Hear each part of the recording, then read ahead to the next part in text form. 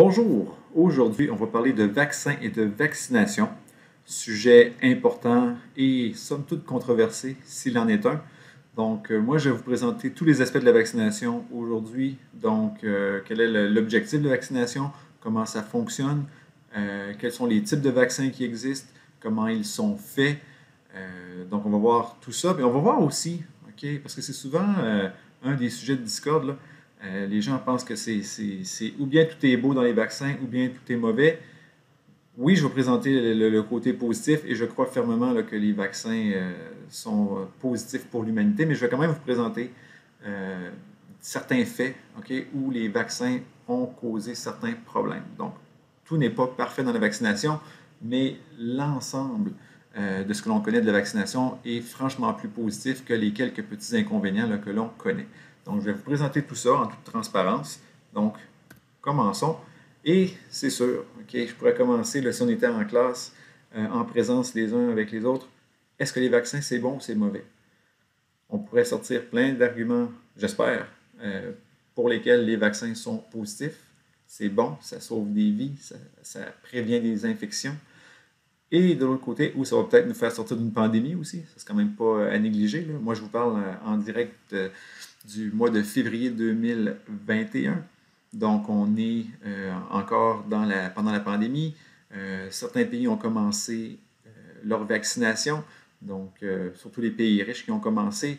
Israël est un des pays les plus avancés, sinon le pays le plus avancé, mais il y a encore des pays où il n'y a aucune dose encore de vaccin qui a été donnée. Donc, voilà. Fait qu'on espère que les vaccins qui ont été créés dans la dernière année là, seront efficaces et pourront nous permettre de sortir de cette pandémie-là. Bref, donc, il y a des aspects positifs. On espère que sortir de la pandémie en sera un. Mais il y a les aspects mauvais. Est-ce qu'il y en a de un? Oui, il peut y en avoir. Il y a eu des effets parfois un petit peu néfastes suite à l'administration de certains vaccins. Ça n'a pas toujours été au point, là, le développement des vaccins et tout ça. Donc, on va y aller en toute transparence. Mais on va aussi démystifier certains mythes. Parce qu'il y a des gens qui considèrent que les vaccins sont mauvais, mais basent leur réflexion sur des trucs qui sont faux. Donc, des fausses allégations, de la désinformation ou complètement du délire paranoïaque. Donc, on va regarder tout ça aussi. Commençons juste par l'historique, parce que ça ne fait pas 3000 ans là, que les vaccins existent. Donc, il y a de ça 200 ans, Jenner, qui était un scientifique, un médecin, qui a remarqué, okay, dans le fond, Jenner vivait à une époque où la variole sévissait. Nous, la variole, c'est un souvenir. Pour nous, elle n'existe plus. Je vais y revenir. Donc, Jenner vivait à une époque où la variole frappait, tuait jusqu'à 30% des gens. Donc, c'est quand même une infection qui était très, très grave. Et ce qu'il a remarqué, Jenner, c'est que les gens qui vivaient en ville avaient plus tendance à attraper la variole que les gens qui vivaient en campagne. Donc, il trouvait ça un petit peu étrange, puis essayait de comprendre c'est quoi les facteurs qui font en sorte que si je suis en ville, je l'attrape plus souvent, ou j'ai plus de chances de l'attraper, parce que normalement, tu l'attrapes une fois, puis ou bien tu meurs ou tu guéris, puis après ça, tu es immunisé. Donc, ou bien tu as plus de chances de l'attraper en ville, sinon, c'est moins fréquent en campagne. Donc là, il regarde ce qui se passe, puis il y a eu l'idée okay, que peut-être que le contact avec les animaux de ferme pouvait expliquer cela. Puis là, il faut se mettre dans le contexte. Jenner n'a pas accès nécessairement à un microscope, puis même s'il avait eu accès à un microscope, des virus, on ne les voit pas dans des microscopes optiques. Même encore aujourd'hui, en 2021, ça prend des microscopes très puissants. Donc, les notions de microbiologie sont très, très limitées, donc il fait des observations, puis il va même tenter quelques expériences un peu étranges. Avec ce que l'on sait maintenant, c'est plus facile d'expliquer pourquoi Jenner a eu du succès dans son approche, puis je vais l'expliquer avec les connaissances qu'on a maintenant. Il y a chez les bovins un virus qui s'appelle la vaccine. Okay? Ce virus-là est inoffensif pour l'humain. Donc, le virus infecte les bovins. Si les humains, par exemple, vont abattre l'animal pour en manger la viande, pour avoir son cuir, ou vont le traire une vache, par exemple, pour obtenir le lait, on est en contact avec le virus, ce qui fait en sorte qu'on va, dans le fond, le virus va entrer en nous, mais comme le virus ne reconnaît pas nos cellules, donc nous ne sommes pas un hôte normal de ce virus-là, on va lutter contre le virus quand même, on va l'éliminer, puis on va développer une réponse mémoire. D'accord? Donc, cette mémoire-là okay, nous protège par la suite. Mais là, je vais expliquer ce qui arrive. Donc, par exemple, Supposons que ceci est mon virus de la vaccine. Donc un beau carré, là, ou presque. Quand on est infecté par le virus de la vaccine, donc on va produire des anticorps anti-vaccine. Donc, on développe une immunité, on est protégé, mais on est protégé contre un virus qui ne nous dérange pas de toute façon. Donc, ça ne change pas grand-chose. Mais là, supposons que ça, c'est le virus maintenant de la variole. OK? Donc, ça, c'était la vaccine. Donc, lui, c'est le virus de la variole. Bien, ce qui va arriver, okay, c'est que par réaction croisée, donc si par exemple j'ai été en contact avec les bovins, j'ai développé ces anticorps-là, donc j'ai des anticorps anti-variole, mais anti-vaccine, pardon, mais par réaction croisée, les mêmes anticorps que j'ai produits vont aussi reconnaître le virus de la variole. Donc c'est une réaction croisée. Et là, Jenner, lui, ne savait pas ça. Moi, je vous explique ça avec mes connaissances de 2021. Mais Jenner n'a aucune idée. Mais ce qu'il va faire, c'est qu'il va tenter une expérience un peu bizarre. C'est qu'il va prendre des cellules de pied de vache et va les injecter à des personnes. Donc là, clairement, même moi, je trouverais ça bizarre. Là. Tu te fais injecter des cellules de vache. Donc, on s'est moqué de lui, de Jenner à l'époque. Juste vous montrer, là, ça, c'est une vraie caricature de 1802 où on voit Jenner avec des patients et, dans le fond, là, vous remarquerez là, les patients de Jenner ont des animaux de ferme là, qui leur poussent dessus. Donc, on se moquait de lui parce qu'on disait, bon, il va transformer les humains en mutants ou quoi que ce soit. Mais il a eu du succès. Donc, son approche a eu du succès parce que, puis il a été chanceux un peu, là, il y avait réaction croisée donc, entre la vaccine et la variole. Mais là, je dis chance. La chance, oui et non. Il a quand même fait des observations que les gens attrapaient moins la variole en campagne qu'en ville. Donc, son essai, c'était pas un essai dans le vide. Il y avait quand même une observation un petit peu à la base.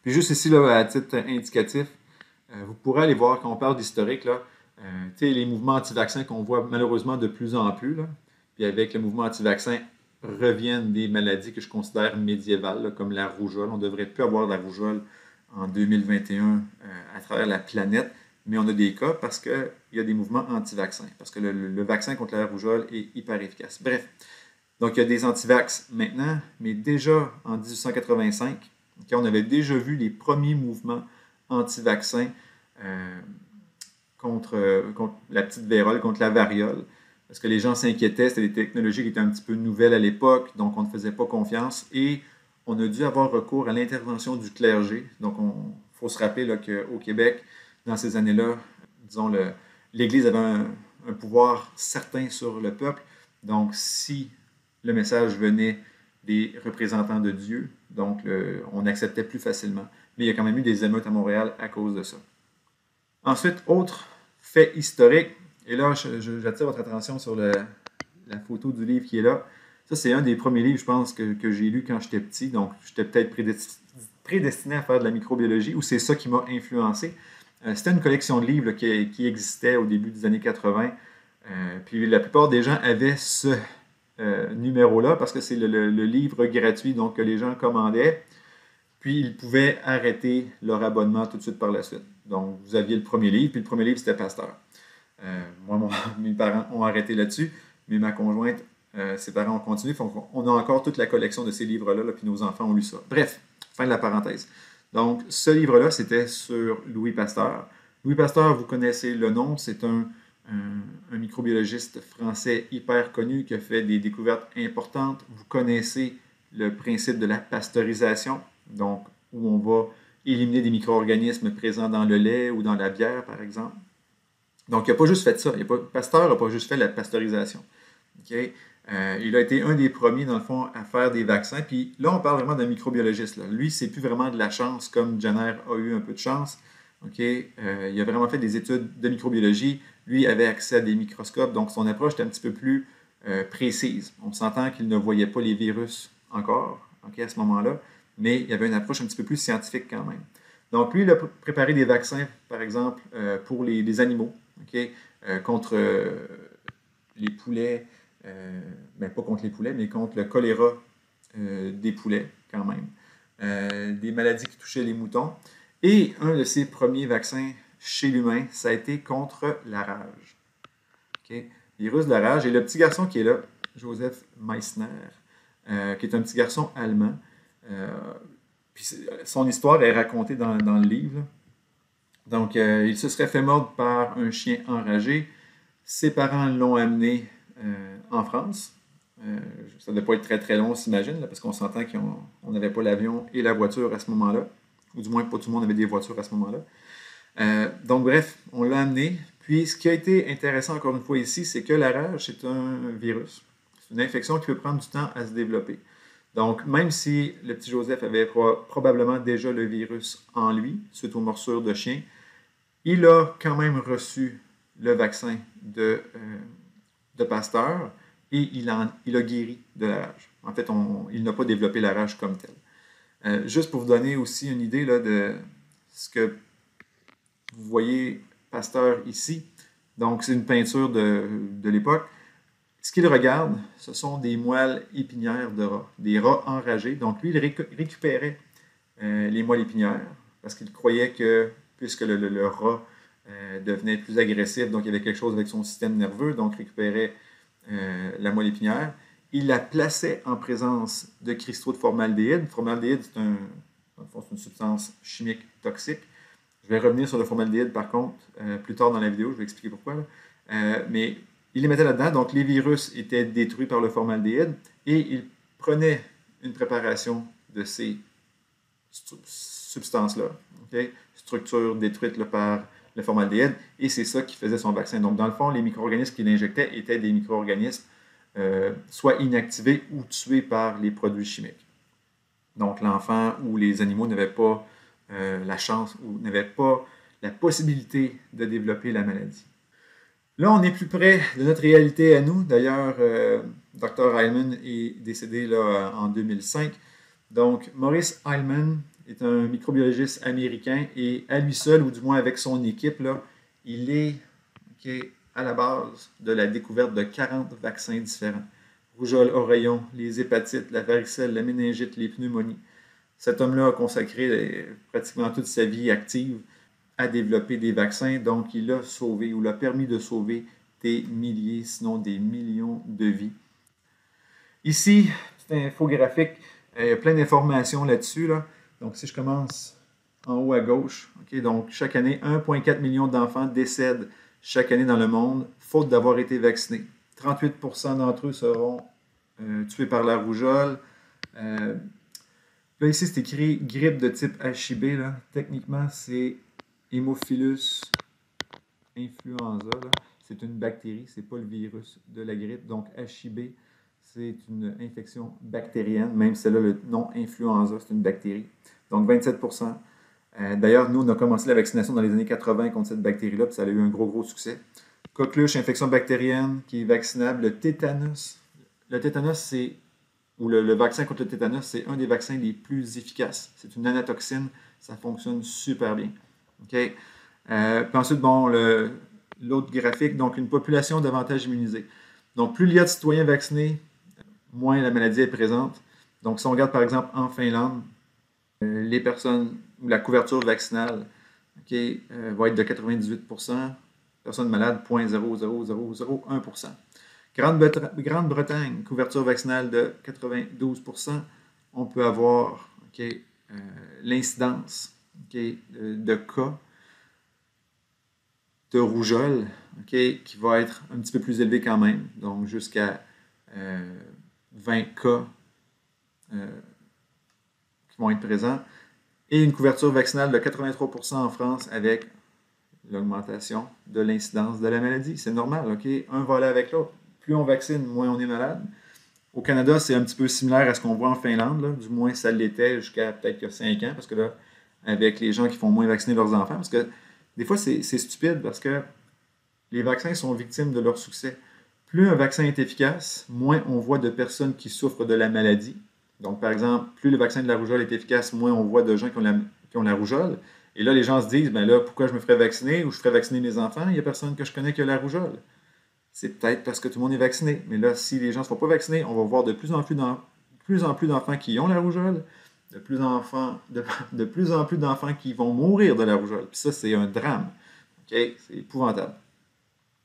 Donc, il y a plein d'autres... vous pouvez aller fouiller là, sur les autres les autres graphiques, etc.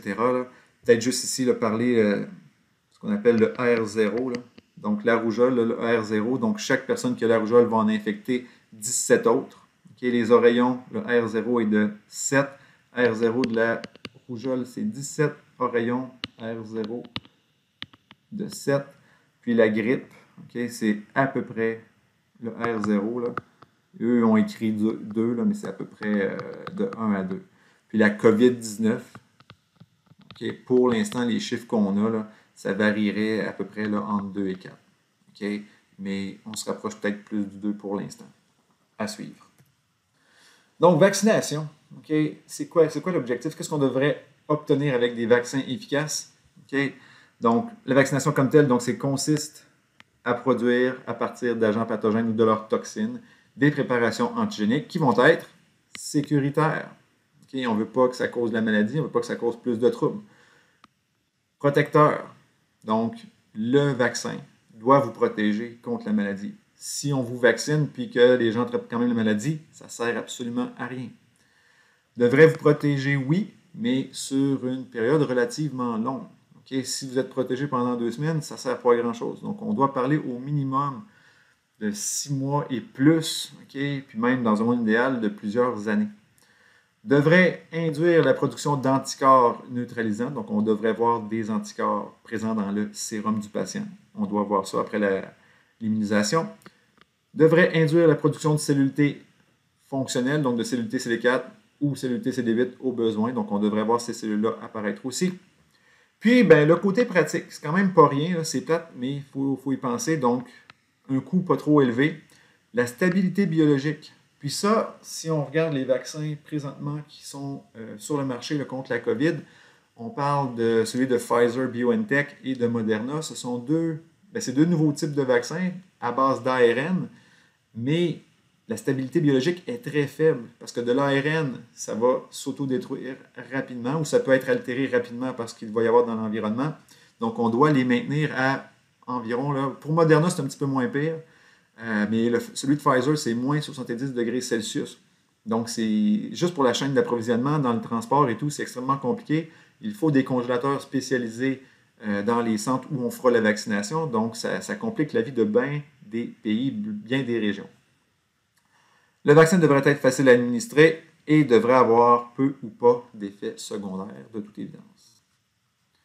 Maintenant, okay, juste une petite notion, un petit rappel. Donc, la définition ou la distinction entre immunogène et antigène. Un immunogène, c'est toute substance qui peut provoquer une réponse immune. Donc, il y a quelque chose qui rentre dans votre corps et une réponse immunitaire va suivre. Un antigène, c'est toute substance ou molécule pouvant se lier à un anticorps spécifique. D'accord? Donc, tous les immunogènes sont des antigènes, mais l'inverse n'est pas vrai. Les antigènes ne sont pas tous immunogènes. Donc, on pourrait avoir des molécules qui peuvent être reconnues par un anticorps ou des molécules étrangères qui ne seraient pas nécessairement immunogènes, donc qui ne permettraient pas le développement d'une réponse immunitaire. Je donne des exemples. Les aptènes. Okay? Un aptène, c'est une molécule qui est trop petite en soi, elle n'est pas immunogène. Par contre, si elle se lie à une protéine plus grosse, elle va être reconnue par un anticorps. Donc, c'est techniquement un antigène, mais d'elle-même, l'aptène n'est pas immunogène. Ensuite, les glucides, acides nucléiques sont des antigènes potentiels, mais ont besoin d'une protéine porteuse. Donc, un glucide retrouvé sur une bactérie, par exemple, ne serait pas immunogène à moins qu'il soit fixé ou porté par une protéine. Même chose pour les acides nucléiques. Puis, certaines protéines purifiées ont besoin d'un adjuvant. Un adjuvant, on va y revenir, okay, mais ce sont des substances qui vont, dans le fond, augmenter la réponse immunitaire contre les antigènes présents dans le vaccin. Donc, c'est une substance qui va à la fois maintenir l'antigène dans le site d'injection, donc on a plus de temps, ou on donne plus de temps aux cellules immunitaires de venir les phagocyter, des choses comme ça, et ça va stimuler la réponse immunitaire. Ensuite, seules les protéines induisent une réponse adaptative ou une réponse acquise complète et l'induction d'une mémoire immunologique. Fait que ça, c'est important aussi. Si on veut faire des vaccins, idéalement, on doit injecter des protéines parce que ce sont ces molécules-là qui vont activer la mémoire immunitaire, donc des lymphocytes B mémoire, des lymphocytes T mémoire aussi. OK? Puis pourquoi on a besoin de ça? C'est que les protéines vont être présentées, ou du moins des bouts de protéines vont être présentés par les CMH1 ou 2. CMH2 les CMH2 sont des protéines qui sont présentes sur les phagocytes, vont présenter un antigène à la cellule TCD4 qui, elle, va sonner l'alarme et activer la réponse immunitaire. Et si une cellule, par exemple, se fait infecter par un virus, à ce moment-là, elle va présenter un antigène par son CMH1 et le CMH1 va présenter l'antigène à une cellule TCD8 qui, elle, aura une activité cytotoxique, donc elle va tuer la cellule cible. Donc, juste un rappel, là, dans le fond, la vaccination, c'est ça qu'on veut stimuler. Okay? On veut stimuler la réponse adaptative ou acquise. Donc, on veut des lymphocytes B mémoire, lymphocytes B qui vont avoir comme rôle hyper important de produire des anticorps, puis les lymphocytes T. Donc, on veut des LTCD4 qui sonnent l'alarme, puis des LTCD8 qui sont cytotoxiques.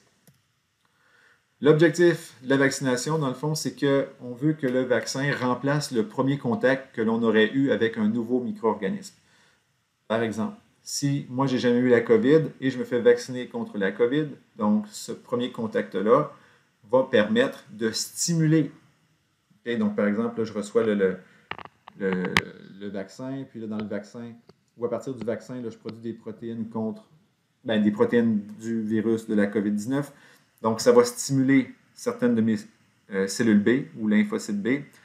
Eux, par la suite, vont se multiplier et parmi les cellules qui vont se multiplier, je vais avoir des plasmocytes, donc des cellules B qui produisent beaucoup d'anticorps et des lymphocytes B mémoire qui vont me servir. Okay? La vaccination, dans le fond, c'est vraiment eux autres que je veux. Là.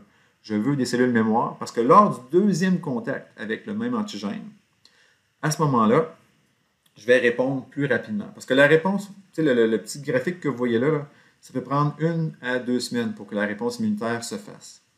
Mais lors d'un deuxième, troisième, quatrième contact, si j'ai déjà des cellules mémoire, cellules B ou cellules T, la réactivation peut se faire en dedans de 24-48 heures. Donc, c'est une grosse différence parce que je n'aurai pas les symptômes de la maladie. Je vais la neutraliser avant même d'atteindre le niveau des symptômes.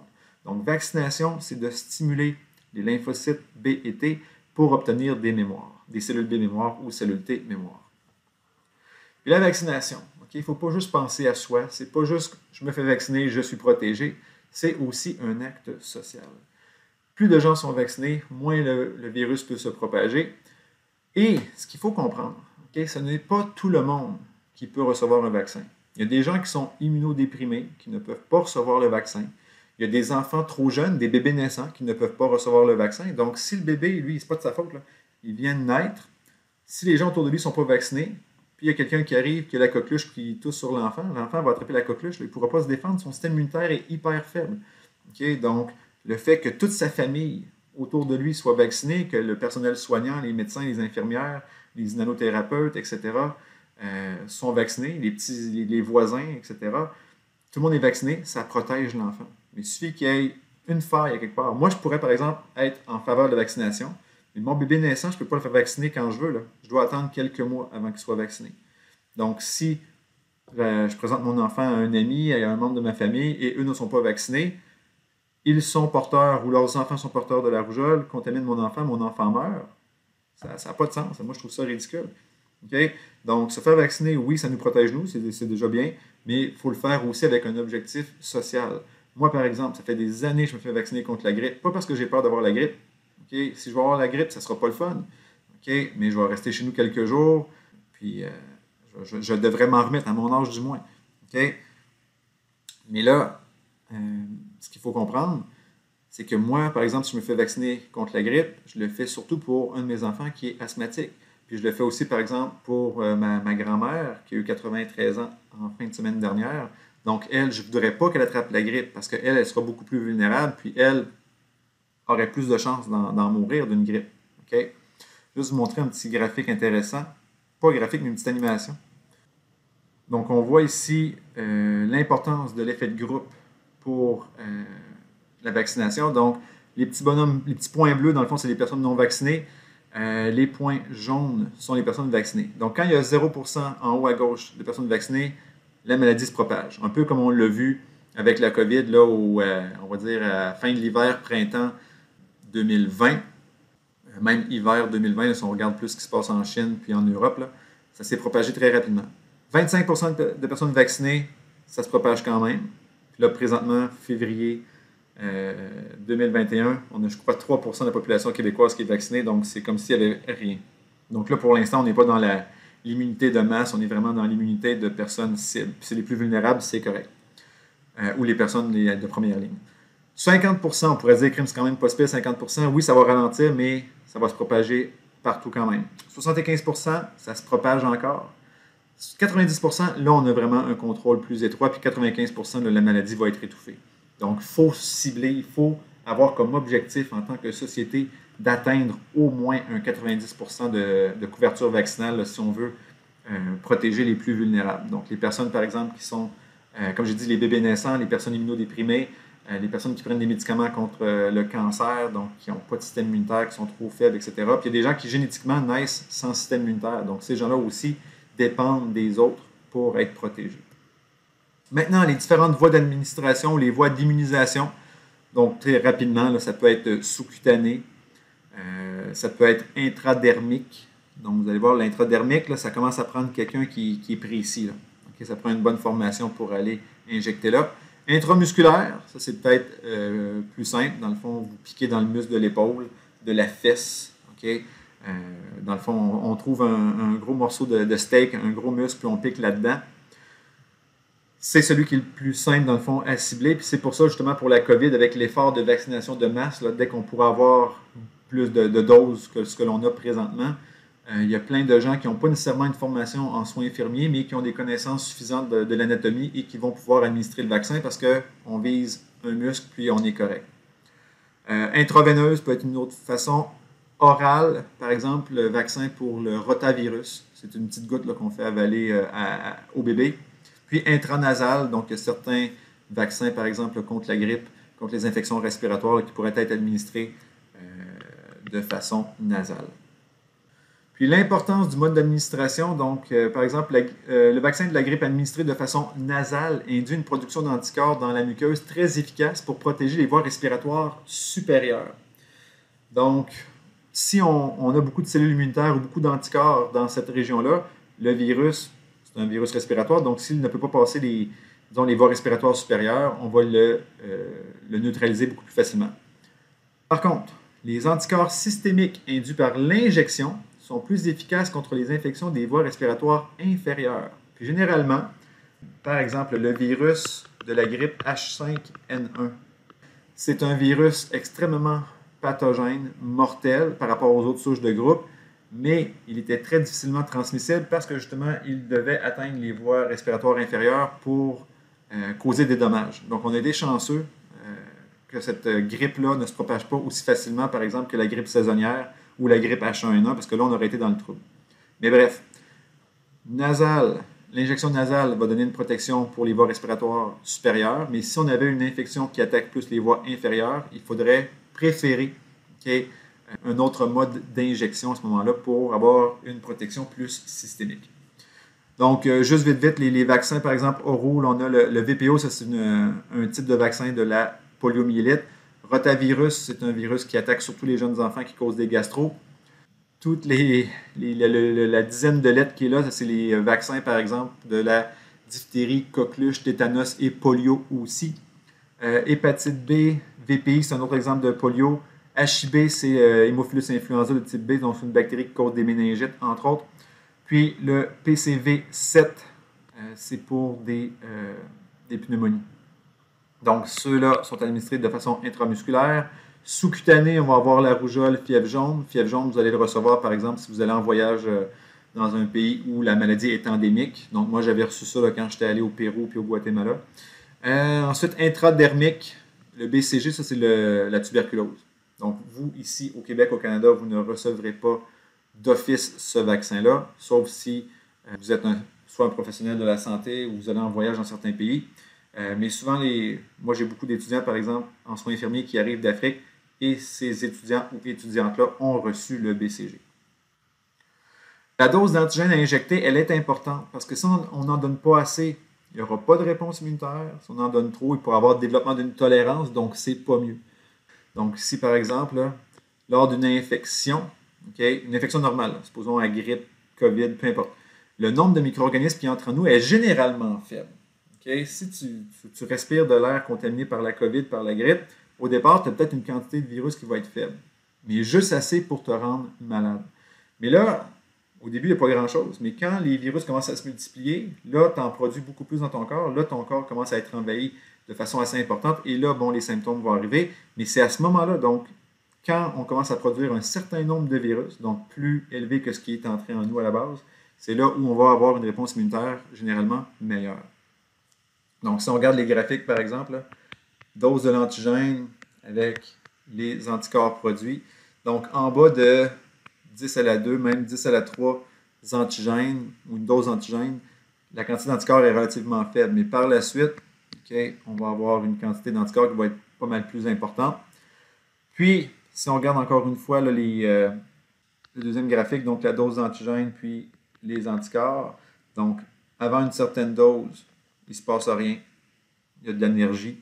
Puis ici, développement d'une tolérance. Donc, quand on injecte un vaccin, on devrait se préoccuper de cette dose-là, s'assurer que la dose que l'on injecte va être parfaite pour induire la réponse immunitaire. Donc, contre quoi on vaccine? Okay? Rapidement, on vaccine contre des bactéries, comme la coqueluche, c'est Bordetella pertussis, tuberculose, Mycobacterium tuberculosis, les pneumonies, Streptococcus pneumoniae, puis les méningites, entre autres Haemophilus influenza de type B. Toxines bactériennes, la diphtérie, okay, Corynebacterium diphtheriae, qui est une bactérie qui, c'est pas dans ce cas-là, c'est pas la bactérie elle-même qui est dangereuse, c'est la toxine qui est produite. Puis le tétanos, qui est Clostridium tetani, une bactérie anaérobie, donc cette bactérie-là doit se retrouver vraiment profondément dans les tissus pour causer des dommages, pour libérer sa toxine, parce qu'elle ne tolère pas la présence d'oxygène. Donc quand on pense vraiment tétanos, là, on pense souvent là, le fameux clou rouillé, là, je marche sur un clou rouillé. C'est pas le fait que le clou soit rouillé, le problème, c'est que le clou est dans le sol, puis la bactérie elle-même vit dans le sol. Et ça prend quelque chose qui perce la peau, puis de façon assez importante. Vous ne serez pas malade du tétanos si vous avez une éraflure de votre peau. Là. Okay? Même si vous êtes en contact avec le sol, vous avez la peau éraflée, vous n'attraperez pas le tétanos. Mais si vous avez vraiment une blessure profonde, okay, vous avez marché sur une roche, sur un objet tranchant, sur un clou, là, le dépôt de bactéries dans des tissus profondément dans votre corps, là, pourrait causer des problèmes. Puis ça, là, ces vaccins-là contre les toxines, là, ou les anatoxines, donc on modifie un petit peu la toxine, c'est parmi les vaccins les plus stables et les plus efficaces. Ensuite, contre la grippe, okay, contre les virus, donc il y a la grippe, rougeole, polio, rubéole, oreillon, varicelle, VPH, puis maintenant on peut le rajouter assez fièrement, là, okay, des vaccins contre la COVID-19. Donc il y a plusieurs types de vaccins là, qui ont été homologués par Santé Canada, plusieurs autres le seront, j'ose espérer. Quel type de vaccin on vous donne? Donc, on peut avoir des vaccins atténués à agent complet. Donc, dans le fond, ce que c'est qu'on vous administre un micro-organisme qui est affaibli. Okay? Donc, techniquement, il est encore vivant. Puis encore là, pour des virus, la notion d'être vivant ou non, c'est assez discutable. Mais le virus pourrait être encore actif ou la bactérie pourrait être encore un peu vivante. Donc, les vaccins RRO, là, rougeole, rubéole, oreillon, rotavirus, la version intranasale de la grippe, donc ce sont des vaccins atténués. Inactivés à agent complet, ça représente la majorité des vaccins qu'on administre, nous, ici au Canada. Donc, inactivé, ça veut dire que littéralement, la bactérie, les virus, là, il n'y a aucune chance que le virus se réactive, la bactérie est morte. Dans le fond, on vous injecte des cadavres, mais ils sont entiers, donc tous les morceaux sont là, donc votre corps peut reconnaître ces morceaux-là. Sous-unitaire ou acellulaire, dans ce cas-ci, on vous donne des morceaux. Okay? Donc, par exemple, si on sait que contre l'hépatite, l'hépatite B, c'est seulement certaines protéines qui sont importantes pour obtenir une réponse immunitaire, bien, on va vous injecter juste ça. On pourrait, par exemple, vous injecter seulement les fragments antigéniques, comme pour la coqueluche, là. On vous injecte seulement des fimbriers. Donc, ce sont des espèces de des petits poils, des petits crochets, des petits velcro qu'on retrouve sur certaines bactéries qui leur permettent d'adhérer à des tissus. Donc, par exemple, la coqueluche va adhérer à des cils respiratoires. Et là, je vais vous montrer à quoi ça ressemble un enfant qui a la coqueluche, qui n'a pas été vacciné, et c'est pas le fun.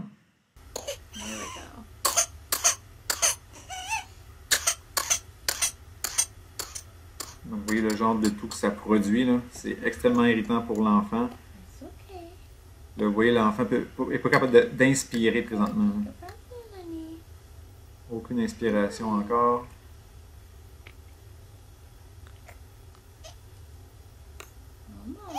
Et voilà, une inspiration. Là, ça va durer des semaines comme ça. Parce qu'on n'a pas voulu la vacciner. C'est assez épouvantable. Je vais arrêter là-dessus. Je pense que vous en avez, j'espère, assez. C'est une maladie qui peut être prévenue par les vaccins. Donc, quand même, on ne voudrait pas aller là. Donc, d'autres vaccins sous-unitaires ou des morceaux, donc les streptocoques pour lesquels on fait des vaccins pour les pneumonies. Donc, Streptococcus pneumoniae. Dans ce cas-ci, ce sont des vaccins qui sont administrés là, surtout aux personnes de, je crois, 55 ans et plus. Donc, ce sont des morceaux protéiques seulement. Conjugués, ce que ça veut dire, dans le fond, c'est qu'on va lier certaines molécules du micro-organisme à des protéines qui sont plus immunogènes. Donc, par exemple, pour le HIB, soit les glucides ou les protéines de la bactérie elle-même ne seraient pas suffisamment immunogènes, donc on ne développerait pas une réponse immunitaire assez importante. Donc, en conjuguant, donc en fixant ces molécules-là de la protéine du HIB, on va avoir une meilleure réponse immunitaire. Anatoxine, bien là, c'est les tétanos, diphtérie de tout à l'heure. Recombinant, ça c'est intéressant. Recombinant, là, par exemple, je vais donner l'exemple du vaccin de Novavax contre la COVID-19. Ce que l'on fait, c'est qu'on prend le gène d'intérêt dans la COVID-19, donc le gène qui code pour la fameuse protéine Spike S. On va cloner ce gène-là dans un virus, un baculovirus. Ces virus-là sont des virus qui infectent spécifiquement les cellules de certains insectes. Donc, on a notre virus modifié génétiquement. On va le laisser infecter des cellules d'insectes. Là, les cellules d'insectes, c'est des cellules SF9. Je vais revenir là-dessus, je vais vous montrer des images. Là. Donc, ces cellules d'insectes-là seront infectées par le virus. Le virus va les infecter. Le gène qui provient du coronavirus SARS-CoV-2, donc ce gène-là sera exprimé. Les cellules d'insectes vont produire et libérer des protéines du virus, donc du coronavirus, et nous, on va récupérer ça. On va les regrouper, ces protéines-là, pour les rendre plus immunogènes encore, et c'est ça qu'on va faire, c'est ça qu'on va administrer, dans le fond, c'est ça qu'on va distribuer, et on va avoir une bonne réponse immunitaire contre la COVID-19. Mais on a passé par plusieurs étapes. Là. On a pris le gène, on l'a. Dans le fond, on a modifié génétiquement un virus qui n'a rien à voir avec les infections humaines. Ce virus-là a infecté des cellules d'insectes. Et à partir des cellules d'insectes, on a récupéré la protéine virale qui nous intéresse, nous. Ça, c'est génial. Les vecteurs, ça, c'est un petit peu le vaccin contre la COVID-19, celui de AstraZeneca Oxford, qui est développé au Royaume-Uni. Donc, on a pris, dans ce cas-ci, un adénovirus, donc un virus qui infecte le singe. On l'a modifié génétiquement pour qu'il produise et exprime des protéines du coronavirus et on vous injecte ça. Donc, votre corps va réagir contre ce virus-là, même si ce virus-là, pour vous, n'est pas dangereux. Mais il va quand même permettre l'expression, la production de protéines du coronavirus. Donc, on vous injecte un virus qui n'est pas dangereux pour vous, mais il va permettre la production de protéines contre lesquelles votre système immunitaire va réagir et ça devrait vous protéger par la suite contre la COVID-19. Puis il y a les génomiques, donc Pfizer, BioNTech, Moderna, donc des vaccins à ARN. Donc souvent l'ARN va être enveloppé dans une petite bulle de lipides. On vous injecte ça, l'ARN entre dans le cytoplasme, est capté par les ribosomes, vos ribosomes fabriquent les protéines bactériennes et vous développez une immunité par la suite avec ça. Aucun danger, aucun danger que vos cellules soient elles-mêmes modifiées, que vous ayez une mutation, qu'on touche à votre ADN à vous, il n'y a pas de problème. Ensuite, le carnet de vaccination, dans le fond, vous pourriez aller cliquer sur le lien. Donc, c'est le programme d'immunisation québécois, donc il y a plein d'informations là-dessus. Je vous invite à aller y jeter un coup d'œil. Si vous avez des questions sur un vaccin en particulier, quel est le contenu des vaccins, il y a de l'information là-dedans, il n'y a pas de cachette, donc il y a plein de trucs à aller voir. Donc, les vaccins au Québec, c'est surtout en fonction de l'âge. Donc, beaucoup de vaccins qui sont donnés, par exemple, aux bébés en très bas âge pour les protéger des infections dangereuses. On va avoir des vaccins aussi, par exemple, pour les enfants du primaire, là, par exemple, le VPH, quand même relativement nouveau, Après ça, on va avoir des vaccins pour les personnes plus âgées. Donc, le COVID-19, grippe, pneumonie. Donc, ça va être avec l'âge. Et pour les femmes enceintes, ça, c'est une stratégie intéressante et quand même relativement nouvelle. Par exemple, pour la coqueluche. Okay, tu sais, je vous dis, les bébés, lorsqu'ils naissent, on ne peut pas les vacciner tout de suite. Mais si on se rappelle, les mamans, quand elles sont enceintes, elles transfèrent des anticorps de type IgG à leur enfant via le placenta. Puis éventuellement, quand l'enfant naît, par le lait maternel, ce sera des IgA. Mais les IgG vont protéger l'enfant contre les micro-organismes qui se retrouvent dans l'environnement de la mère. Donc, si, par exemple, la mère reçoit, et c'est ce qu'on fait au Québec, là, on propose à la mère de recevoir un vaccin contre la coqueluche. Donc, la maman produit des IgG contre la coqueluche. Elle en transfère de façon passive à son enfant. Et son enfant, lorsqu'il naît, il n'est pas complètement démuni contre la coqueluche. Il va avoir les anticorps de sa mère pour le protéger. Donc, ça, c'est brillant comme approche. D'autres vaccins non obligatoires, mais recommandés en fonction des circonstances. Donc, la grippe pour les personnes à risque, donc personnes âgées, asthmatiques, ou si vous êtes dans la famille de quelqu'un d'asthmatique, comme c'est mon cas. Moi, je ne paye pas pour le vaccin contre la grippe parce qu'un de mes fils est asthmatique. Professionnels de la santé, très, très, très recommandé, on s'entend là-dessus. La rage dans certains voyages. Par exemple, un groupe d'étudiants que j'ai préparé pour un voyage en soins infirmiers qui allait au Pérou. Ils allaient dans le nord du pays, donc dans la région amazonienne. Puis il y a des singes, donc on les a vaccinés contre la rage. Puis si vous êtes vétérinaire ou en contact avec des animaux, ben, vous pouvez être vacciné contre la rage. Puis vos animaux de compagnie le sont aussi. Tuberculose, donc dans certains voyages, les professionnels de la santé vont recevoir ces vaccins-là aussi. Fièvre jaune, ça c'est si vous avez un voyage. Moi, mes enfants ne sont pas vaccinés contre la fièvre jaune. Je suis pro-vaccin, mais je ne vais pas leur donner un vaccin contre une maladie qui n'existe même pas ici. Puis pourquoi la maladie n'existe pas ici? C'est parce qu'on n'a pas le moustique pour la transmettre. Puis la typhoïde, okay, donc une infection bactérienne à salmonelle. Ici, ce n'est pas une maladie qui est endémique, donc on ne se fait pas vacciner, mais dans certains pays, ça va le devenir, ou ça l'est dans le fond, donc ça peut devenir dangereux pour vous. Donc, vous vous faites vacciner quelques semaines, parfois même quelques mois avant le départ, surtout si vous avez besoin de 2 doses. D'ailleurs, les fameux vaccins, là, 1 dose, 2 doses, souvent la deuxième dose, c'est juste pour augmenter la quantité d'anticorps dans le sang et la quantité de cellules mémoire. Donc, quand le vrai virus arrive, ça devient le 3e contact et là, vous êtes mieux protégé. Comment sont faits les vaccins? Écoutez, il y a différentes phases dans le développement d'un vaccin. Je vous invite à aller voir la vidéo qui est là. Donc, il y a un lien. Okay? Ça vous amène à une vidéo que j'ai faite. Je peux vous la montrer 2 secondes. Là. Donc, au début de cette capsule vidéo-là, j'explique les étapes du développement d'un vaccin. Au départ, il faut comprendre et connaître le pathogène. Donc, par exemple, le coronavirus, il fallait juste, au départ, il fallait apprendre à le connaître. On ne le connaissait pas. C'était un nouveau virus. On ne le connaissait pas. Donc, il faut savoir c'est quoi sa structure, c'est quoi son génome. Ensuite, on fait des études précliniques. Quelle technologie on va choisir? Est-ce qu'on doit y aller avec des dosages? On va tester différents dosages, différents adjuvants. Sur quel modèle animal on va, par exemple, le tester? Est-ce qu'on a besoin de cellules en culture, des choses comme ça?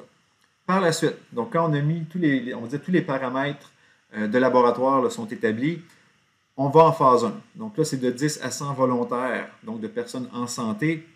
On va tester, dans le fond, si le vaccin est immunogène, puis s'il y a une innocuité des doses, donc si c'est sécuritaire, okay, si ça ne provoque pas d'effets indésirables. Phase 2, 50 à 500 volontaires, encore une fois, en santé. Donc, c'est les mêmes étapes que la phase 1, mais en plus, on détermine le calendrier des doses. Donc, c'est là où on détermine, OK, 1 dose, 2 doses, mais combien d'intervalles? Et ça, c'est un problème présentement au Québec. Par exemple, Pfizer demande un écart entre les 2 doses de 3 semaines. Mais là, au Québec, on veut aller jusqu'à 3 mois. Okay? Pfizer n'ont pas testé 3 mois. Eux ont testé différents temps entre les doses, puis les meilleurs résultats qu'ils ont obtenus, c'est à 3 semaines. Donc, il faut respecter ça dans un monde idéal.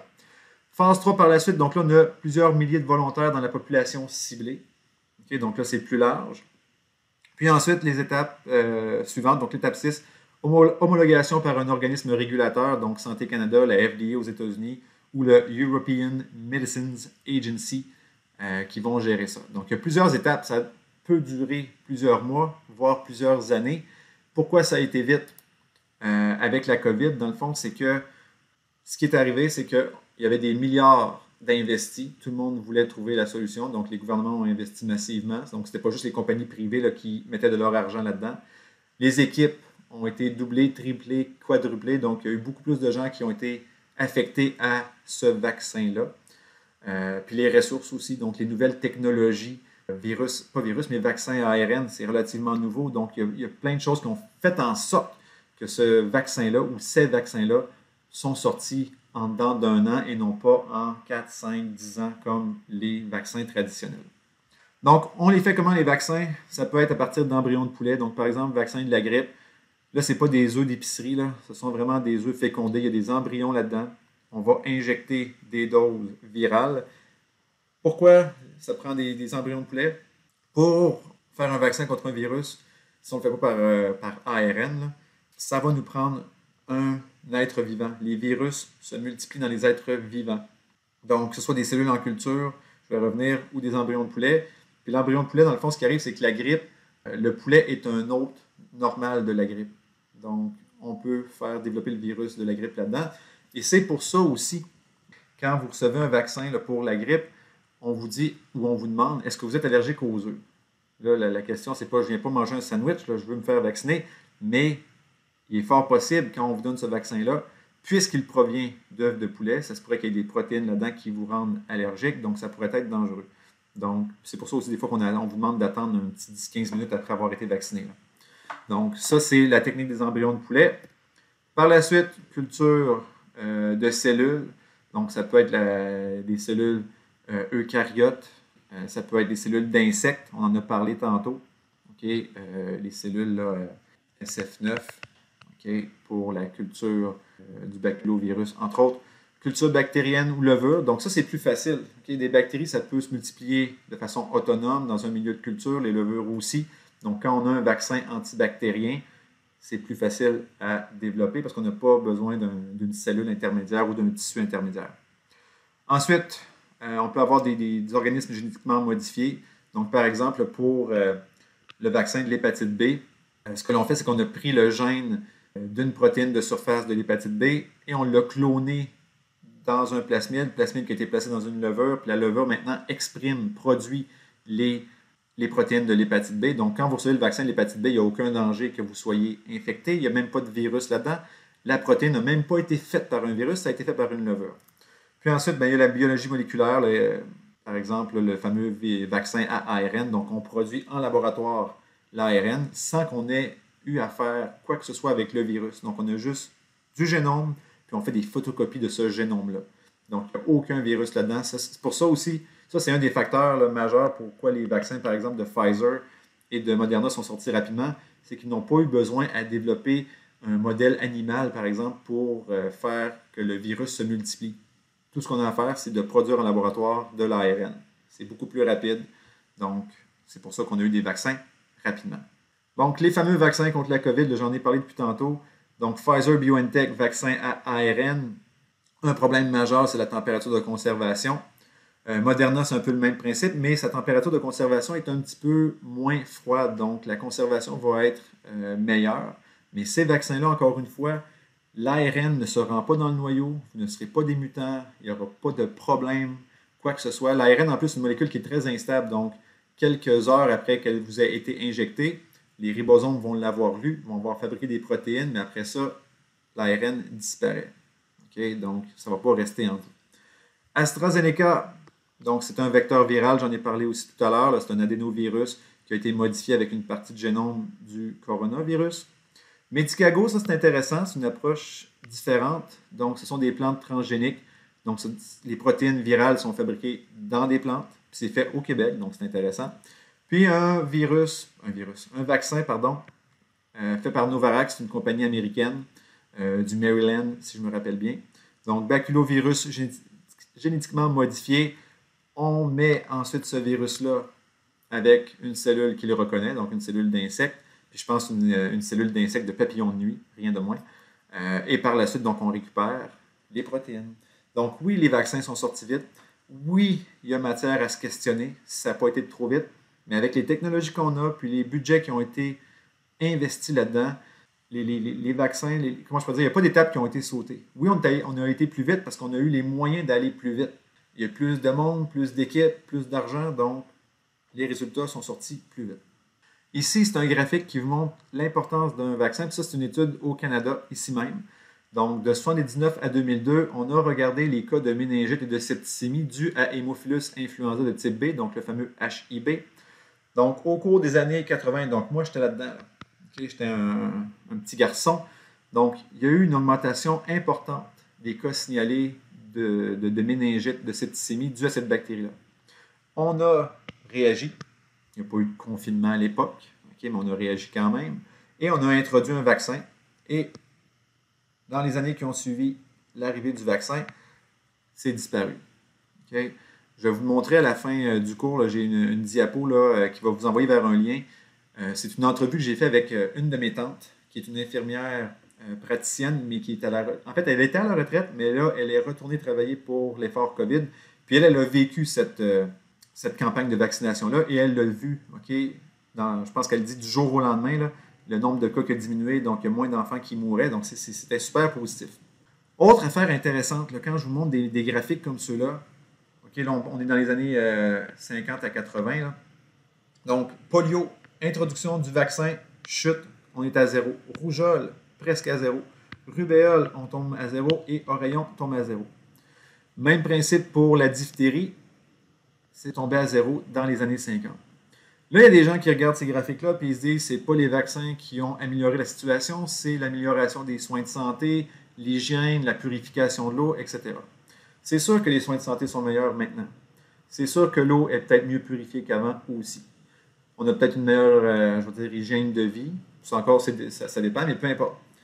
Mais là, si c'est vraiment ça, okay, donc c'est vraiment les soins de santé puis l'eau qui est mieux purifiée, si ce sont ces deux critères-là, par exemple, qui expliquent les chutes de ces maladies-là, et non pas les vaccins, on devrait voir une chute identique, même dans les maladies qui sont non vaccinables. Mais ce n'est pas ça qu'on observe. Pour les maladies qui sont non vaccinables, le nombre de cas, oui, varie d'une année à l'autre, mais il y a quand même une espèce de tendance assez stable par rapport à ce que l'on voit ici. Donc, si, par exemple, je vais prendre un exemple nono, le rhume. Okay, le rhume, ça demeure stable d'année en année. Si on avait un vaccin contre le rhume, on aurait peut-être vu la même chute. D'accord? Mais là, si ça avait été encore une fois juste l'eau qui est mieux traitée puis les soins de santé, le rhume aurait dû lui aussi chuter en même temps que les autres maladies. Mais ce n'est pas le cas. Donc ici, c'est une preuve que c'est l'arrivée des vaccins qui a permis d'avoir une diminution des cas comme ceux-là. Vaccins et éradication de maladies infectieuses. Certaines maladies peuvent disparaître. Donc, on peut éliminer de la surface de la Terre certains virus et je suis certain que personne ne va les pleurer. C'est pas cute comme les bébés phoques ou les bébés ours polaires. Okay? Les virus, personne ne va les pleurer. L'image que vous voyez à droite, c'est un enfant qui souffre de la variole. La variole a été officiellement annoncée comme étant éradiquée en 1980. Donc, il y a eu des efforts dans les années 60 et 70 avec de la vaccination massive. Puis pourquoi on a réussi à éradiquer une maladie comme la variole? C'est parce que l'être humain est le seul hôte de ce virus-là. Donc, si on vaccine tout le monde, on guérit les gens qui sont atteints ou malheureusement certains d'entre eux meurent. Éventuellement, si tout le monde est vacciné, le virus n'a plus d'hôte et le virus disparaît. Il n'est plus qu'un souvenir. Anecdote historique sur l'histoire, on va dire, des Noirs en Amérique. Là. Tout le monde pouvait attraper la variole, okay? Peu importe la couleur de votre peau. Mais quand il y a eu on va dire, l'époque peu reluisante de l'esclavagisme aux États-Unis, quand on avait quelqu'un survivait à la variole, souvent ça laissait des grosses cicatrices partout sur le corps. Donc on voit les lésions que ça cause sur cet enfant-là. Donc ça pouvait laisser des cicatrices. Et les gens, les acheteurs d'esclaves, quand ils voyaient ça, ils mettaient beaucoup d'argent sur ces esclaves-là parce que ça voulait dire que la personne avait résisté à la variole, donc il n'y aurait jamais l'infection, puis il pourrait protéger les autres aussi. Donc, c'est fou okay, de voir que des cicatrices de variole pouvaient faire en sorte que quelqu'un avait plus de valeur. C'est débile. Déjà qu'on mette de l'argent sur la tête de quelqu'un, c'est épouvantable. Heureusement, c'est terminé. Poliomyélite. La polio n'existe plus au Canada depuis plusieurs années. En 2020, été 2020, en fait, avant l'été 2020, là, quand j'enseignais cette partie-là de la matière, J'aurais rajouté un troisième pays qui était le Nigeria, mais depuis été 2020, l'OMS a déclaré le Nigeria comme étant exempt de polio. Mais les deux seuls pays où il en reste, c'est l'Afghanistan et le Pakistan, mais avec des efforts de vaccination, on pourrait finir par éradiquer, comme on l'a fait avec la variole, on pourrait éliminer la polio. Puis la polio, si vous ne vous souvenez pas c'est quoi, c'est bon signe, ça veut dire que vous ne connaissez personne qui l'a été, mais peut-être vos parents, grands-parents s'en rappellent. Regardez là, les déformations, les problèmes au niveau des membres inférieurs que ça peut causer, et ça va aussi causer des problèmes respiratoires, donc on doit parfois placer les gens dans des respirateurs mécaniques artificiels pour qu'ils survivent. C'est épouvantable. Au Canada, je reviens sur la polio au Canada, donc en 1953, il y avait 9000 cas puis 500 décès dans cette année-là.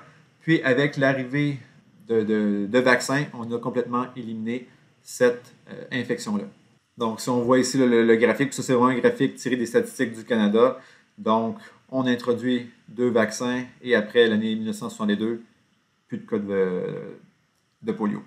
D'autres virus qui sont, comment je pourrais dire, spécifiques à l'être humain, rougeole, rubéole, oreillon, ce sont tous des virus, comme la polio qui pourrait être, comme la variole qui pourrait être éradiquée. On pourrait éliminer complètement ces maladies-là. La rougeole, c'est l'infection virale qui a le R0 le plus élevé, okay? Entre 16 et 18. Donc, une personne infectée va en infecter entre 16 et 18 autres. C'est très, très, très contagieux. Et on pourrait l'éliminer. Ça pourrait être un souvenir. Il n'y aurait plus d'enfants qui mourraient de ça. Donc, il faut travailler là-dessus, gang. Puis avec le mouvement anti-vaccin, là, on a de la misère parce que ça revient, la rougeole. Il y a eu des décès dans les dernières années au Québec parce que des enfants n'étaient pas vaccinés. C'est triste. Là, on arrive dans les mythes. Okay? Vaccin et autisme. C'est pas vrai. Okay? Je vous montre un petit peu ce qui explique tout ça, là. C'est un docteur qui s'appelait Dr. Wakefield. Je vais l'appeler Monsieur Wakefield parce qu'il n'est plus docteur. Mais M. Wakefield, donc, en 1998, publie un article scientifique dans une bonne revue, là, qui est le Lancet, qui est une bonne revue bien cotée. Puis, il fait un lien entre l'autisme et les vaccins. Donc, ça a créé tout un tollé dans les années, fin des années 90. Donc, les gens n'avaient plus confiance aux vaccins. Ça a été le bordel. Mais là, on a révisé tout ça un peu. Puis, on a dit, son étude, c'était basé juste sur 12 familles. C'était basé sur les souvenirs des parents. Donc, ah oui, ton enfant a reçu le vaccin il y a 3 semaines, puis là, tu penses qu'il va moins bien, puis là, en tout cas. Fait que c'était pas scientifique pour 2 scènes. Et aussi, il a été prouvé que M. Wakefield a reçu des pots de vin des avocats des familles là, qui se plaignaient. Donc, il a reçu des pots de vin des avocats pour, dans le fond, aller voler l'argent des compagnies pharmaceutiques, là. Donc, ça a été épouvantable, c'était un scandale. Plus tard, okay, il y a eu des études qui ont été faites, entre autres au Danemark, okay, en Europe. Et là, on a fait des études avec des centaines de milliers d'enfants. Et là, on a regardé centaines de milliers d'enfants non vaccinés, centaines de milliers d'enfants vaccinés. Puis le taux d'autisme était le même dans les 2 groupes. Donc, les vaccins n'ont rien à voir. Il y a peut-être quelque chose qui se passe. Oui, il y a peut-être plus de cas d'autisme que par le passé. Donc, peut-être qu'on le diagnostique mieux. Il y a juste plus d'enfants, point aussi. Là. La population mondiale n'est pas la même qu'au début du 19e siècle. Donc ça évolue aussi. Mais s'il y a quelque chose, c'est peut-être plus dans la pollution. Ça peut être bien des choses. L'alimentation peut-être, mais les vaccins n'ont rien à voir là-dedans parce que les enfants pas vaccinés, il y a autant de cas d'autisme que chez les enfants vaccinés. Fait que vous pourrez aller jeter un coup d'œil là-dessus. Il y a plein de choses intéressantes. Tout ça pour dire, ça fait déjà 15-20 ans qu'on a prouvé que c'était pas vrai que les vaccins causaient l'autisme. Puis il y a encore des personnes qui veulent rien entendre, qui se bouchent les oreilles, qui font les sourdes d'oreilles, puis qui veulent pas écouter les faits. Fait que ça, c'est vraiment triste, c'est vraiment niaiseux, mais que voulez-vous, il y a des gens qui sont comme ça. Ça, c'est le genre de graphique qu'on pourrait présenter à ces gens-là aussi. Les chiffres, on peut leur faire dire n'importe quoi. Okay? Si vous regardez le graphique qui est ici, donc on est dans le temps, les diagnostics de cas d'autisme, puis les ventes en millions de dollars de bouffe bio. Puis la courbe, où les 2 courbes sont pratiquement identiques, avec un R de courbe de 0,99, donc c'est quasiment parfait. On s'entend qu'il n'y a pas de lien entre l'autisme et la bouffe bio, mais parfois, avec des chiffres, on pourrait faire dire n'importe quoi. Peut-être juste vous faire je vais faire un mini graphique ici. Là. En fait, je vais vous faire un petit dessin. Donc, je vais juste faire un petit graphique vite, là. En France, on a fait un lien dans les années 70 avec le vaccin de la coqueluche et la mort subite du nouveau-né. Parce qu'on avait, dans le fond, le vaccin de la coqueluche là, commençait à être de plus en plus administré, donc on en donnait de plus en plus. Puis pendant un certain temps, dans les mêmes années, là, on voyait une augmentation, okay, Donc, ma ligne rouge, là, c'est la mort subite des enfants, okay? Des poupons, là, des petits bébés. Puis ma ligne bleue, c'était le vaccin de la coqueluche. Donc là, on a commencé à faire des liens entre les deux, puis le monde s'est mis à paniquer, ils ne voulaient plus se faire vacciner. Mais dans les années 70, okay, il y a des médecins qui ont réalisé que, hey, ça fait un certain temps que l'on dit aux parents de faire coucher leurs enfants sur le ventre. Puis ils ont réalisé que c'était peut-être ça la cause de la mort subite de l'enfant, donc de le faire coucher sur le ventre. Donc, à partir des années 70 ou milieu de 70-80, là, on a dit aux parents, faites coucher votre enfant, votre bébé, sur le dos. Qu'est-ce que ça a fait? Mort subite a diminué. Donc, la cause, elle pouvait être facile à faire si on regardait la courbe avec la vaccination contre la coqueluche. Mais la réalité, c'était pas ça. La cause, c'était le fait qu'on couche les enfants sur le ventre qui avait plus de chances qu'il y ait la mort subite de l'enfant. Bon, ensuite, d'autres choses, là, je vois beaucoup de trucs anti-vaccins, là, un peu débiles, là, comme par exemple l'image de gauche. Là, de gauche. Donc, du plomb, du fluor, des antibiotiques, les vaccins, les pesticides, les OGM. Là, c'est des gens qui disent que tout ça cause l'autisme. Mais les gens qui ont un peu plus de jugeote, ben, ils disent, coudonc, on pourrait faire nous aussi des jeux de mots de même, là. Ballons, des bas, des testicules, des lapins, des strippers, des dromadaires, ça cause l'autisme aussi. C'est niaiseux. Okay? Les gens veulent faire peur. Il y a peut-être des éléments là-dedans qui peuvent entraîner l'autisme. Je suis pas mal certain qu'avoir du plomb dans mon alimentation, c'est pas super sain. Les pesticides non plus, mais les vaccins, non, vraiment pas. Maintenant aussi, la notion de toxicité. Les gens capotent des fois, ils regardent la liste d'ingrédients dans les vaccins et ils se disent « Oh my God, c'est épouvantable, dans les vaccins, il y a tel produit. » Puis là, ils vont sur Wikipédia, puis là, ils regardent « OK, dans le vaccin qui est là, il y a de l'aluminium. Dans le vaccin qui est là, il y a du formaldéhyde. » Puis là, ils vont sur Wikipédia, ils cherchent formaldéhyde, puis là, c'est écrit « Substance toxique mortelle. » Là, ils capotent. Mais ce qu'il faut comprendre, c'est que toute substance peut être toxique en fonction de la dose. Par exemple, okay, moi, quand j'étais adolescent, je prenais de l'Accutane pour les problèmes d'acné. Puis l'Accutane, c'est une overdose de vitamine A. Puis pourtant, de la vitamine A, c'est essentiel à la vie, là. Mais quand on consomme trop de vitamine A, ça cause des problèmes. Dans le fond, ce que ça causait comme problème sur ma peau, c'est que ça asséchait ma peau, donc les bactéries mouraient, mais en même temps, ma peau était rendue super fragile. Là. Fait que c'était un problème. Il y a plein d'autres substances qui, en trop grande dose, vont être toxiques. La plupart des minéraux, là, du fer, si vous en mangez trop, ça va être toxique, n'importe quoi. Donc, quand on regarde les ingrédients des vaccins bêtement, on peut avoir ce réflexe-là aussi de dire hey, c'est dangereux. Tu sais, moi, j'aime bien la petite image ici, là. Genre le genre de monde là, qui ont des réflexions ah, les vaccins, c'est épouvantable, c'est dangereux, c'est plein de produits chimiques, ou on ne sait pas qu'est-ce qu'il y a là-dedans. Puis en même temps, les gens se bourrent la face de bonbons à l'Halloween. Vous allez me faire croire que vous connaissez toutes les molécules chimiques qui sont dans les bonbons avec les colorants, agents de préservation, etc. Ou si je prends l'exemple de Pfizer, j'aime bien cet exemple-là, tout le monde, mais pas tout le monde, c'est pas vrai. Certaines personnes vont dire le vaccin de Pfizer, c'est dangereux, ça va vous rendre mutant, il n'a pas été testé, c'est épouvantable. Puis en même temps, ces gens-là ne se sont jamais posé deux questions quand il est venu le temps de prendre du Viagra pour avoir une érection. Okay? Puis on va me faire croire que les gens qui consomment du Viagra connaissent les molécules que dans la pilule. C'est sûr que non. Okay? Fait qu'à un moment donné, les gens choisissent leur bataille. Là. Donc, je donne des exemples de maladies, pas de maladies, pardon, mais de substances là, qui causent problème. Le mercure. Le mercure, c'est sûr, à la base, dans le corps humain, le mercure, ça ne sert à rien. C'est une substance qui est toxique. Si vous cherchez dans Wikipédia ou dans n'importe quel volume de sciences du mercure, c'est pas bon. Mais la formulation chimique puis la quantité que l'on reçoit dans certains vaccins, puis c'est pas beaucoup, là, c'est minime. Okay? Moi, probablement que je mange plus de mercure quand je mange du poisson que lorsque j'ai reçu mes vaccins. Puis la formulation chimique aussi n'est pas pareille.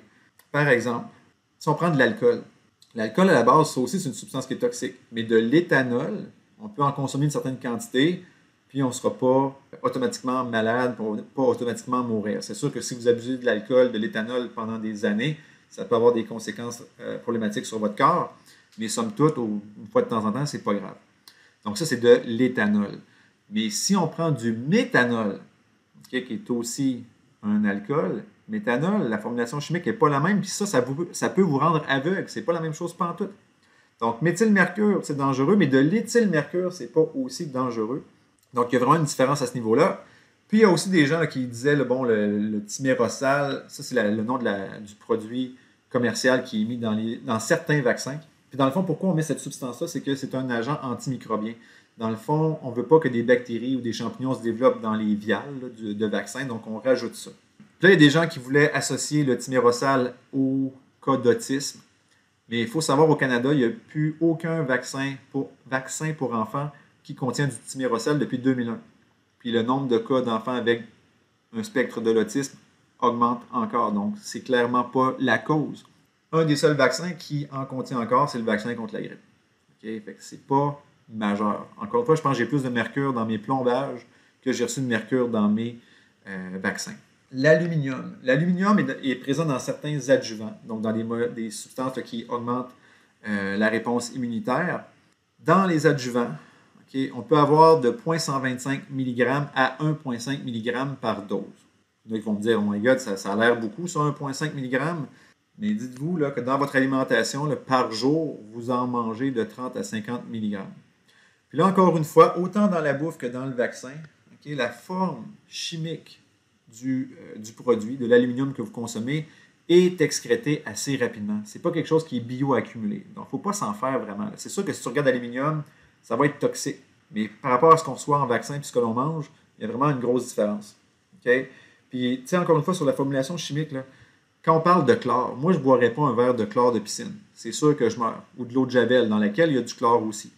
Mais en même temps, du chlore, c'est essentiel à ma survie. Il y a plein de procédés cellulaires. Mon procédé digestif au niveau de mon estomac, j'ai besoin de chlore.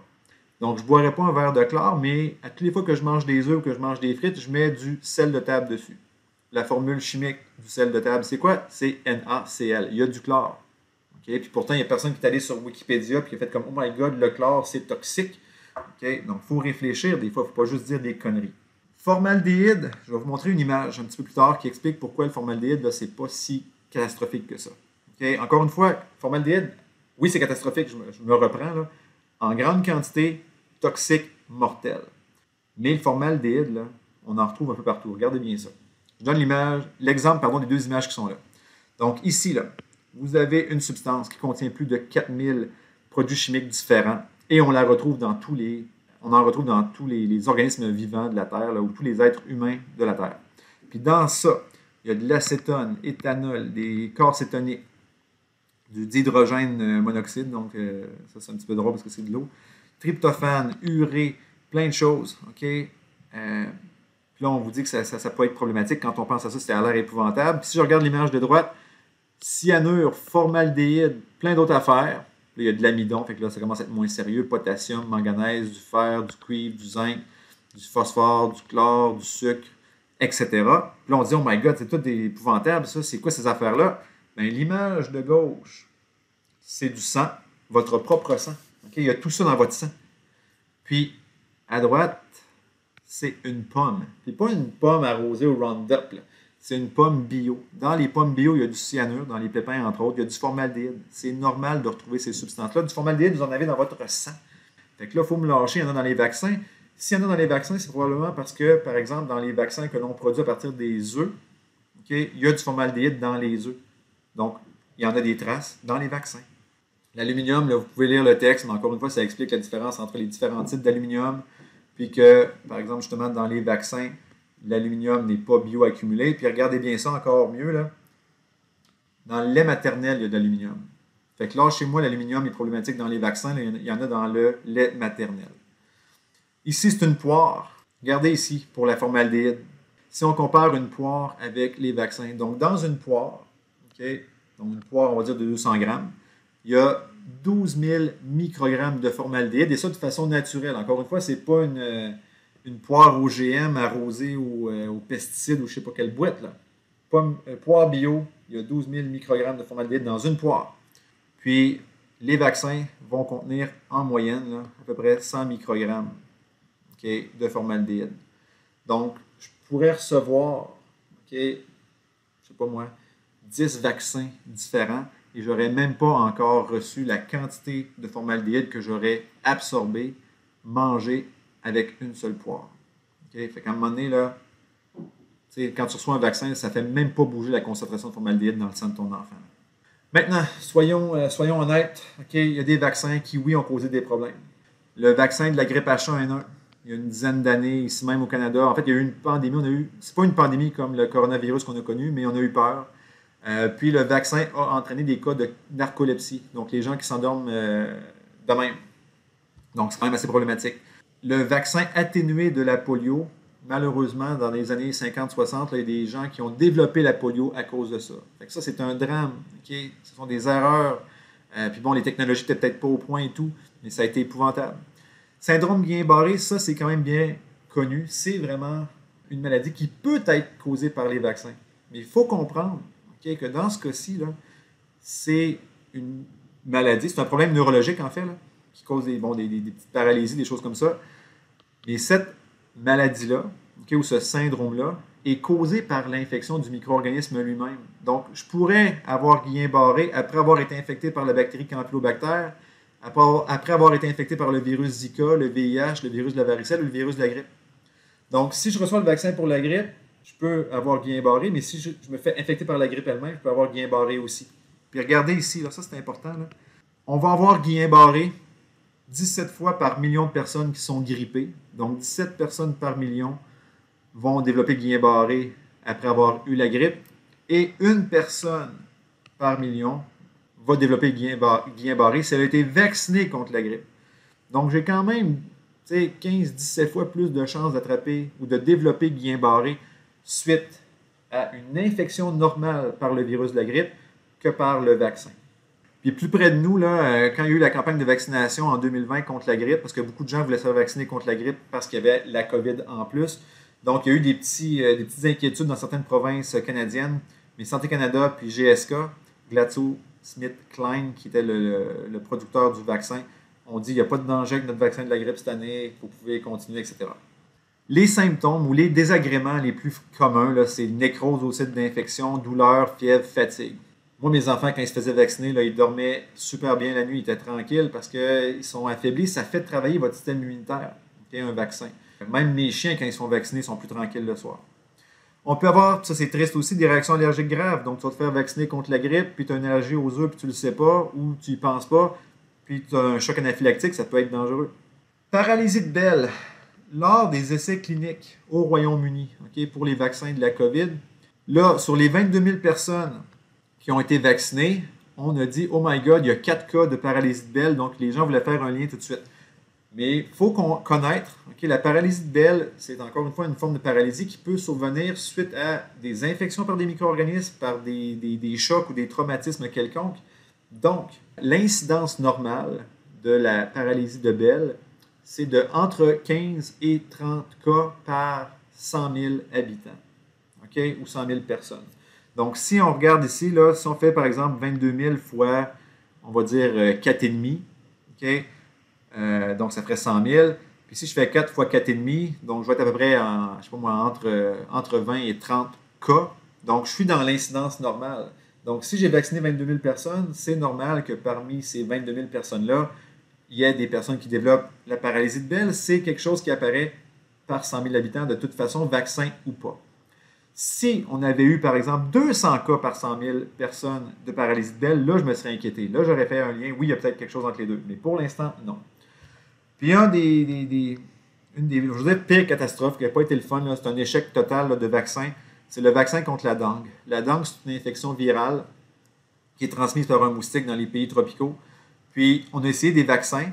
Puis, ce qu'on a réalisé, c'est que les enfants qui avaient reçu le vaccin développaient une forme plus grave de l'infection quand ils se faisaient infecter. Fait que ça a été clairement un échec. Donc, est-ce que c'était, par exemple, que le vaccin a favorisé le développement d'une tolérance immunitaire au lieu d'activer la réponse immunitaire? Donc là, l'enfant, quand il se faisait infecter par le vrai virus, ben, il était juste plus malade. Puis bon, sur ma fameuse page YouTube, j'ai fait plusieurs capsules sur les vaccins. Puis tu sais, j'ai reçu plein de messages, j'ai reçu des menaces de mort, j'ai reçu plein d'insultes quand je fais des capsules sur les vaccins. Mais j'ai reçu aussi des témoignages de gens qui ont eu un vaccin, puis que dans les jours, les semaines qui ont suivi, ils ont eu d'autres problèmes. Fait que tu sais, il ne faut pas être insensible à ça. Mais ces gens-là, en même temps, devraient comprendre que pour... Ça, c'est plate quand c'est cette personne-là, ou ça serait plate, par exemple, si c'était moi ou mes enfants. Là. Mais il faut comprendre que si le vaccin permet de sauver plusieurs vies ou des milliers de vies par année, puis qu'il y a un problème là-dedans, c'est plate à dire, mais des fois, c'est la réalité. Là. Je veux dire, moi, les arachides, j'aime bien ça. Puis ça nourrit des milliers de personnes, des millions de personnes, les arachides. Mais ça en tue aussi. Donc, est-ce qu'on interdit les arachides, à part dans les écoles primaires? Là? Okay? On n'interdit pas les arachides. Okay? Pourtant, ben, c'est dangereux. Il y a probablement plus de monde qui meurt de choc anaphylactique dû à des arachides que de monde qui meurt dû à un choc causé par un vaccin. Mais encore une fois, on voit les vaccins comme étant une catastrophe. Donc, il y a des affaires pas logiques là-dedans. Mais bref, il faut avoir de l'empathie pour les gens qui ont des conséquences néfastes de ça. Il faut être sensible à ça, mais en même temps, eux aussi devraient faire un effort de comprendre que les enfants qui ont la vie sauve grâce au vaccin. Puis juste aux États-Unis, regardez les statistiques. Là. Ça, c'est des vaccins administrés. Une petite erreur. Donc, ça, c'était sur, je crois, c'est une période de 10 ou 13 ans. Donc, il y a eu 3 milliards 454 269 356 vaccins administrés aux États-Unis pendant un laps de temps X. Sur ça, il y a 6 243 problèmes qui ont été rapportés. Puis là, problème, ça va de nécrose au niveau du site d'injection ou des problèmes mineurs, là, puis jusqu'à, par exemple, paralysie ou des narcolepsies. Donc, c'est assez large. Donc, c'est quand même 0,000181% de chance d'avoir un problème. C'est minime. Okay? Puis en même temps, ben, les vaccins sauvent des millions de vies par année. Les menaces futures, on est encore dans une pandémie, donc là, je ne veux pas déjà nous stresser avec le futur, là, mais il y a d'autres choses qui nous guettent. Okay? Il y a des virus de la grippe qui pourraient muter et devenir problématiques. Virus Nipah, présentement, c'est un virus qui est en Asie, 70% de mortalité. C'est un virus qui arrive de chauves-souris, donc ça nous est transmis par des chauves-souris. Pour l'instant, il est peu transmissible d'humain à humain. Ça, c'est la chance qu'on a. Mais imaginez, là, la COVID, là, le taux de mortalité après tout là, devrait être en bas de 1%. Celui-là, c'est 70% des gens infectés qui meurent. Okay? Puis pas juste les personnes âgées, donc c'est énorme. Les coronavirus, donc on est dedans présentement avec le SARS-CoV-2. Il y a eu le SRAS au début des années 2000, 2002, 2003. Le MERS, qui est le syndrome respiratoire du Moyen-Orient. Donc, lui est transmis par les dromadaires.